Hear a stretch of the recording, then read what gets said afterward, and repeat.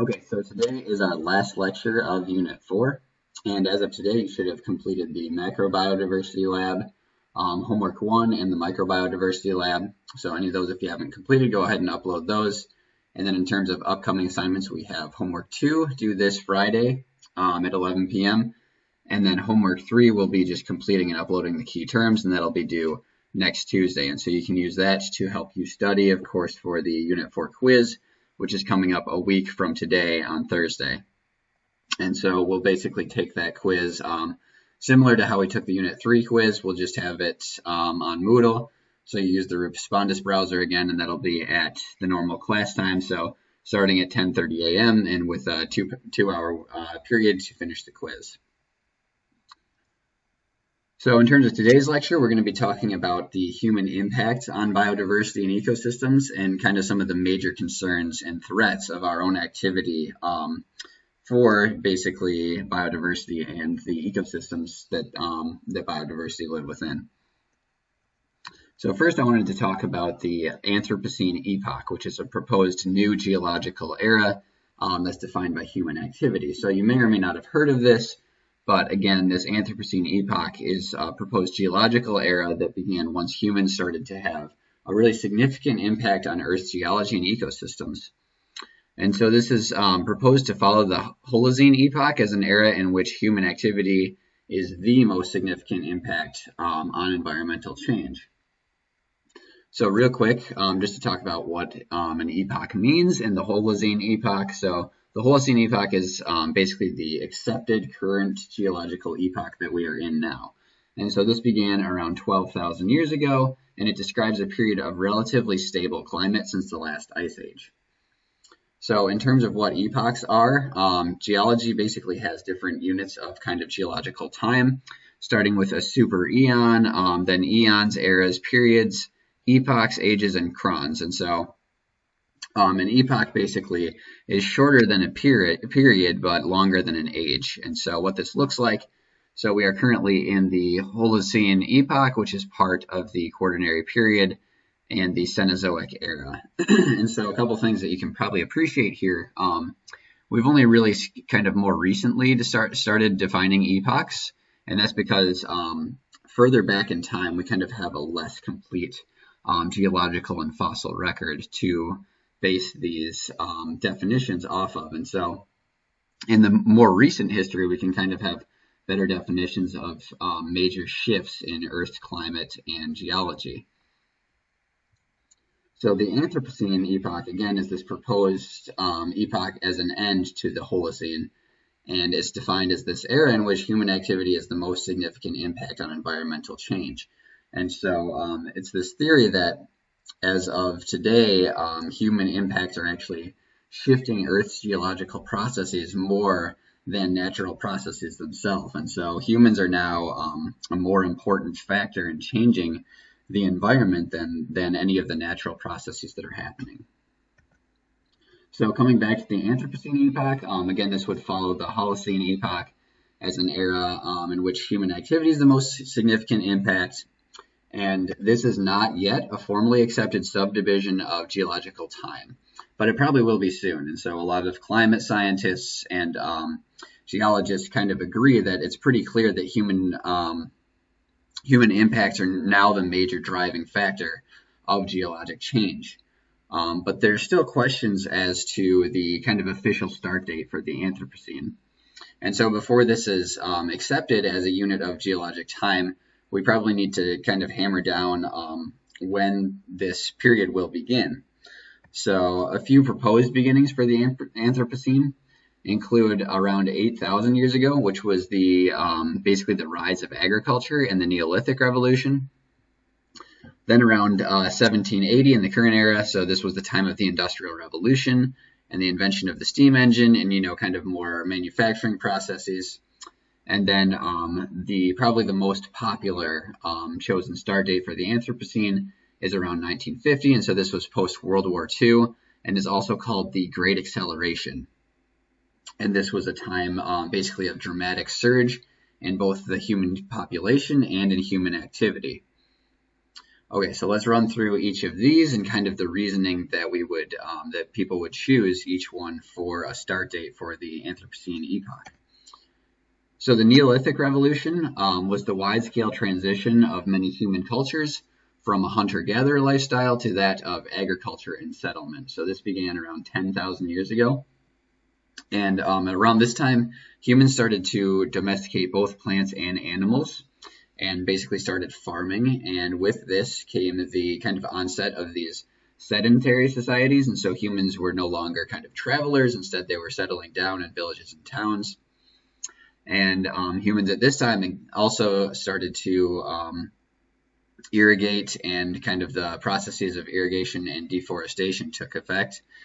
And with this came rapid population and, as you can imagine, social changes within human populations. So some scientists propose that as of around 8,000 years ago, when the Neolithic Revolution was really kind of in effect and really shaping more of these ecosystems and kind of the places that humans were inhabiting, that this is around the time that the Holocene epoch ended and gave rise to the Anthropocene epoch. And so this would be due, of course, to these alterations in human activity, which were now shaping the Earth's climate and geology in ways that we never had before. So this actually isn't the most strongest backed of kind of the start dates for the Anthropocene era. And that's because, sort of as human culture has progressed, we had more and more profound impacts on the Earth. And so we'll talk about next the Industrial Revolution, which of course was a period of major transition to manufacturing processes in Europe and the United States. And so this began around 1780. And so kind of the defining feature of this era was that machines began to replace hand production, and humans started to move more towards mechanized factory systems. So around this time, there was again rapid population growth, and with these machines and kind of these factory settings came a lot more air and water pollution. So both chemicals and human waste, we were kind of just putting a lot more of into the environment. And also with this came a massive increase in carbon and methane emissions. So the Industrial Revolution as a start to the Anthropocene is supported by this Dutch atmospheric chemist named Paul Crutzen, who actually popularized the term Anthropocene. And so he's one of a lot of scientists who've kind of advocated for the Industrial Revolution to be the start of the Anthropocene. However, this is still not kind of the most favored start for the Anthropocene epoch. And so that is actually around 1950 with the Great Acceleration. So the Great Acceleration describes an unprecedented period of rapid growth of both the world's population and global economy. And so this started after World War II.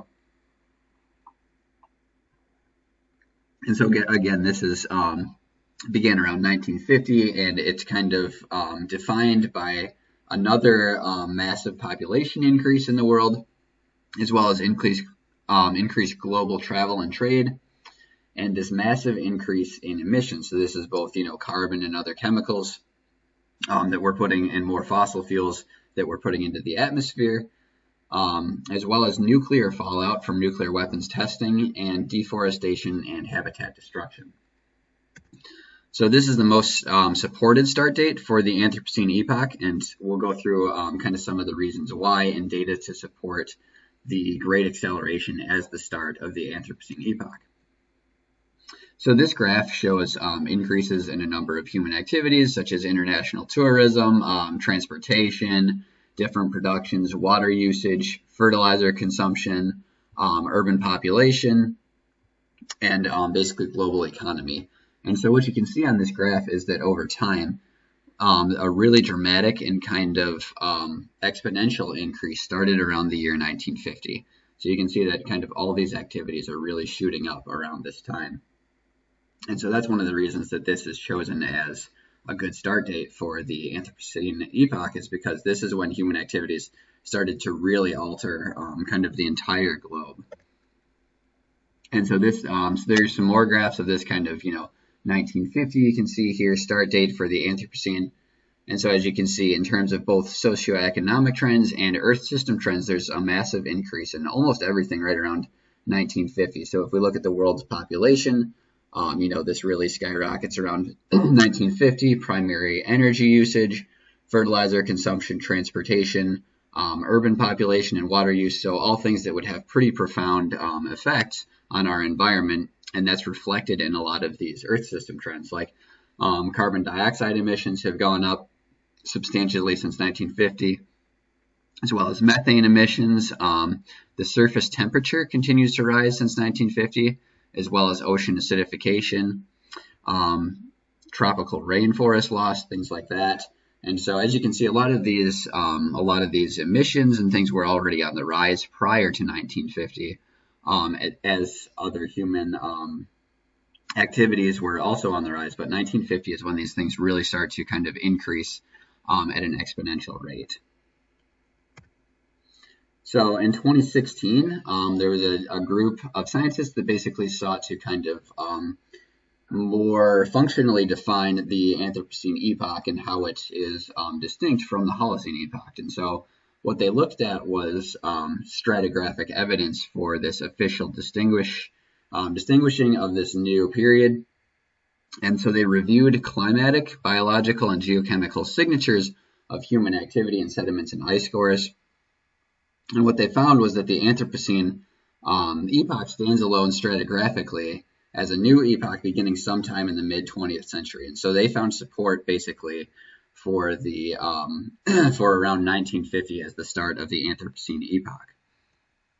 So some of what they found, some indicators of the Anthropocene epoch. So they looked at sediments in different things like lakes and soil, etc. And some of what they found were that, so this is in a lake sediment, they found unprecedented combinations of plastics, fly ash, radionucleotides, metals, pesticides, reactive nitrogen, and consequences of increasing greenhouse gas concentrations. So this is really interesting that, not only is this Anthropocene epoch kind of just a product of thought and kind of the recognition of increased human activity, but this is also reflected in the actual layer of sediment.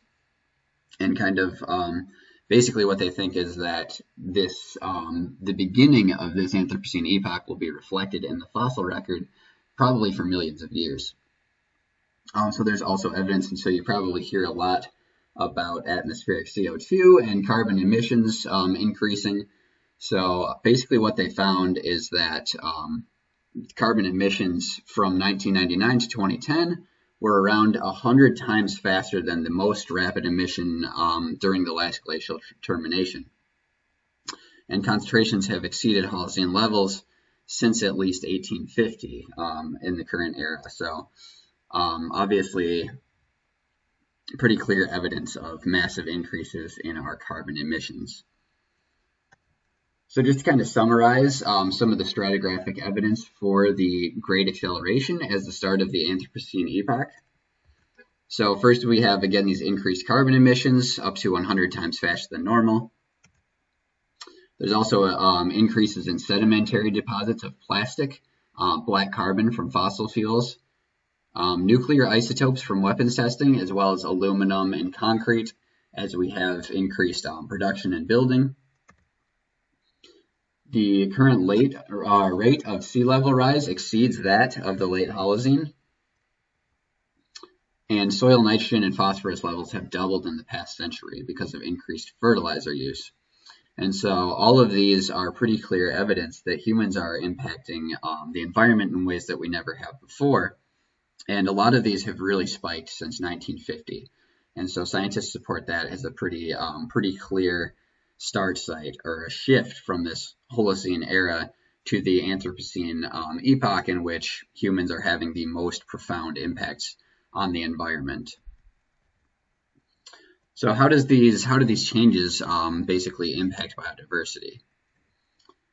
So for one, since the Neolithic Revolution, nearly half of the world's forests have been destroyed for human use. And so that's kind of crazy to think about, that we used to have, twice the amount of forest on Earth as there is currently. And since the Stone Age, species loss has accelerated above the average basal rate, and this has been driven by human activity. So estimates of species losses are at a rate actually 100 to 10,000 times as fast as the typical rate in the fossil record.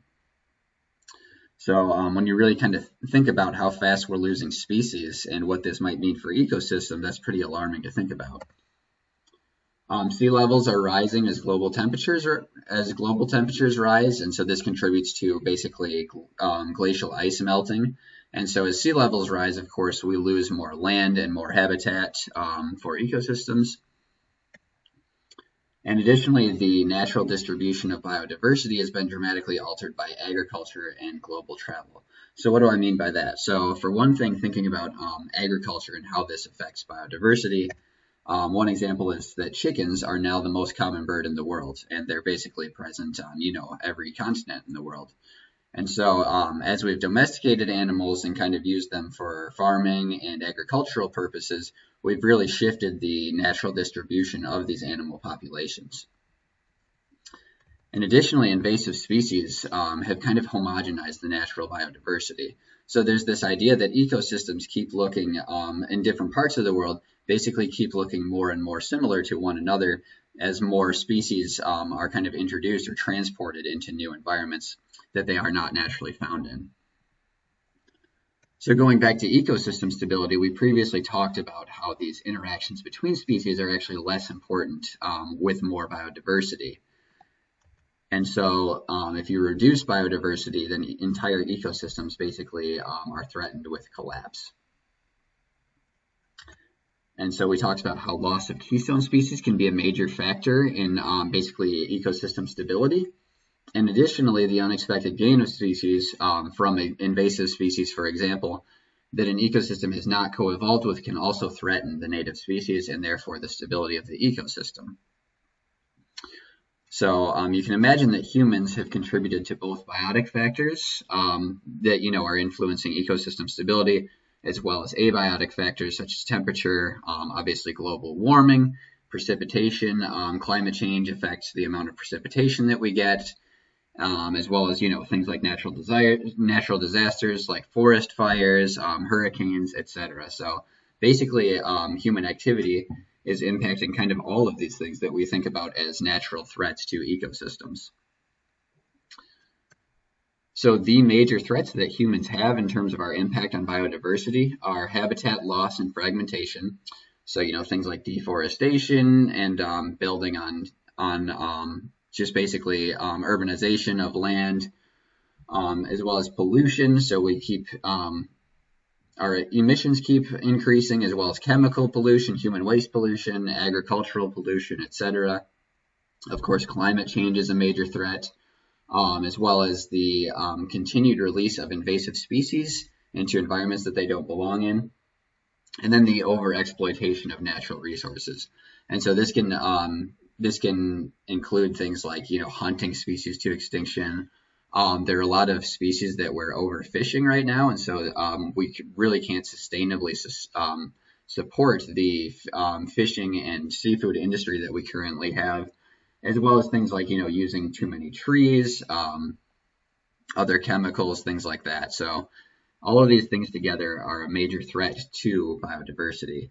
And so all of this may sound a bit grim, but luckily understanding this can really aid our conservation efforts. So understanding our impact on biodiversity and ecosystems is obviously crucial for developing conservation strategies to kind of mitigate our effects. And so the real key is implementing policies that have this basically proper balance between human needs and resources and the protection of the natural environment and mitigating climate change.